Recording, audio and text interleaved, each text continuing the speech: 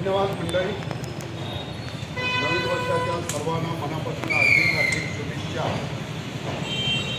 आता माझ्यासमोर माझे सहकारी राष्ट्रीय मजदूर संघाचे उपाध्यक्ष श्रीयुक्त बजरंग चव्हाण साहेब यांनी आपल्याला मार्गदर्शन केले. त्यांनी हे इथं आयोजन केलेलं आहे. अर्लेकर आणि आमच्या भगिनी वैशाली गिरकर मॅडम या ठिकाणी त्यांनी जे आयोजन केलेलं आहे हे काही गडबडीत आमचा आजचा कार्यक्रम झालेला आहे. असो, पण आपण वेळात वेळ काढून ह्या ठिकाणी उपस्थित राहिलात. माझे सहकारी साईकुमार निकमने आपल्याला थोडं वास्तविक या ठिकाणी केले. जी काही माहिती पाहिजे आहे तुम्हाला ती अतिशय अभ्यासपूर्वक आमच्या बजरंग चव्हाण साहेबांनी आपल्यासमोर मी मांडलेले. आम्ही सगळेच गिरणी कामगार आहोत. माझ्या आमचे नेते आदरणीय राष्ट्रीय मेलमजूर संघाचे अध्यक्ष आमदार आणि माजी मंत्री सचिन भाऊ आहेत आणि जनरल सेक्रेटरी आमचे नेहमीच मार्गदर्शन या सगळ्या गिरणी कामगारांच्या घराच्या संदर्भात ते नेहमीच मिटिंग घेऊन 14-15 संघटने काय काय घडलं काय नाही घडलं मिटिंग घेण्यापासून आमचा उद्देश काय? एकच उद्देश, प्रत्येकाला लोकशाहीला अधिकार दिलेला. या मंदिरामध्ये ज्या वेळेला परमेश्वराच्या मिटिंग घेतात जरा काहीतरी सत्य बोलायला शिका. मूर्खासारखं येऊन कुठेतरी कागद दाखवून असल्या मिटिंग या ठिकाणी नंदुरबारकर कधी होत नाही. तुम्ही माझ्याबरोबर काम केलेलं, आमच्याबरोबर सचिन भाऊंच्या नेतृत्वाच्या बरोबर बसलेला. हे काही करतील तर सचिन भाऊच करतील असं तुम्ही म्हणत होता. आणि तुम्हाला शेलू आणि वांगणीचं प्रवीण ढाक ते नादानं झालेले लोक आहेत. ते कुठून तुम्हाला अवघडचं वाटलेलं? म्हणजे तुम्ही काय बिल्डराचे हस्तक झालात? अरे आम्ही सांगितलं, आम्ही त्या ठिकाणी गेलो, याचा सविस्तर मी पाहिलेला आहे. ही जागा तिथे कामगार येतील नाही येतील आणि आमची मिटिंग घेऊ आणि त्या ठिकाणी आमची भूमिका जाहीर करू. नंबर 2, आमच्या जनरल सेक्रेटरीवरती तुम्ही लेटर आणून दाखवता. नंदू पारकर जरा काहीतरी वाटलं पाहिजे तुला.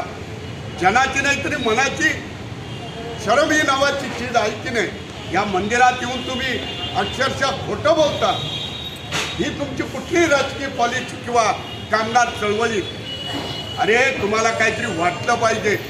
तुमच्या बाबतीत बोलण्याची पात्रता देखील तुमची नाही आहे. योग्यतेचा माणूस पाहिजे. सन्माननीय कैलासवासी दत्ता ईश्वरकरचा देखील मी आज आदर करतो.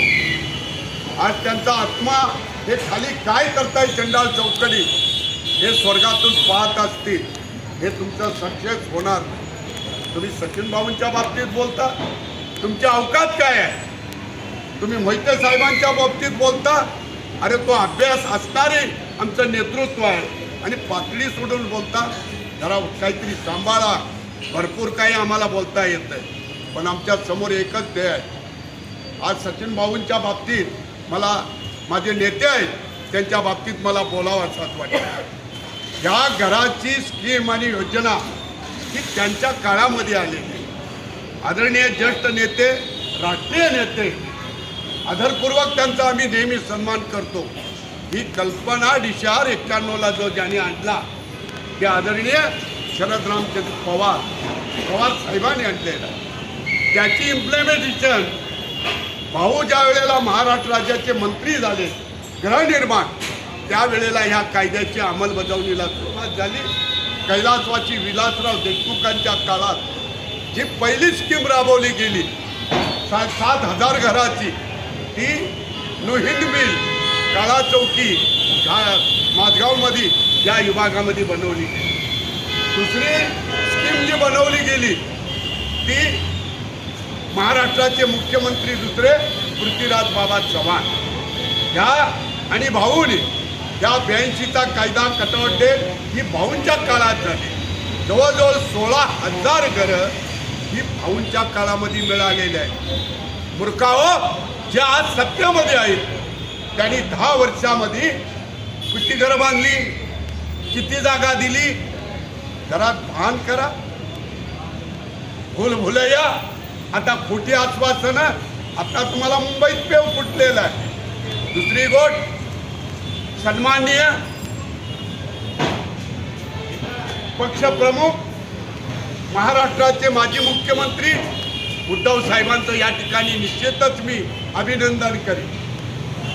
त्यांना जो काही 2.5 वर्षाचा 2 वर्षाचा कालावधी मिळाला त्या करोनाच्या महाकाळामध्ये ज्या महाराष्ट्राला लाजवील जनतेचं जी हितसेवा दिलेली आहे त्या उद्धवजी साहेबांचं या ठिकाणी मी मुद्दाम अभिनंदन करेन. त्यांच्या काळामध्ये 3 गिरण्यांची लॉटरी काढली. बॉम्बे डार्लिंग आणि श्रीनिवास या 3 युनिटची लॉटरी काढली. त्यांनी त्या काळामध्ये ती घरं दिली गेली. तुम्ही काय केलं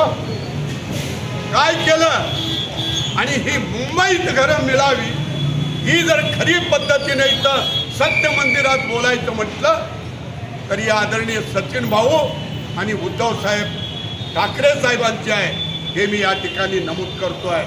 खोटी आश्वासनं देऊन ही काही निवडणुकीची आम्ही प्रचार सभा घेतली नाही, पण जे तुमची संधी साधी लोक आलात आणि आमच्या जनरल सेक्रेटरीचं एक लेटर दाखवतात.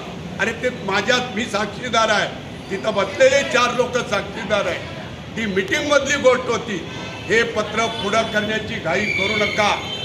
आम्ही परत एकदा याच्यावरती विचार करू आणि हे पत्र तुम्ही पुढं देऊ नका.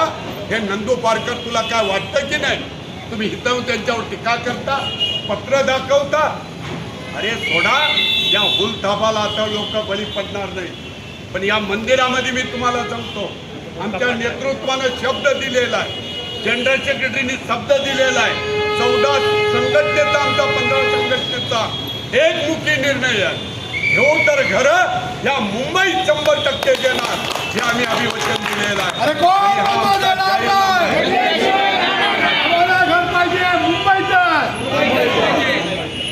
म्हणून माझ्या मित्र तुम्ही आज कोणाच्या फालतू गोष्टीकडे जाऊ नका. काही त्यांचा फुरका आम्ही फार फाडलेला आहे. त्यांचं काय इथं बिल खोटं चाललेलं आहे आणि तुम्ही बिल्डराच्या नादाला लागून अरे आम्हाला या ऑफर आली होती ना या मंदिरात सांगतोय मी नंदू पारकर तुला खुल्लं मी आव्हान देतोय. तुमचं काय आहे ते आम्ही बघतो. बजरंग चव्हाणला सांगितलं होतं, मला सांगितलं होतं.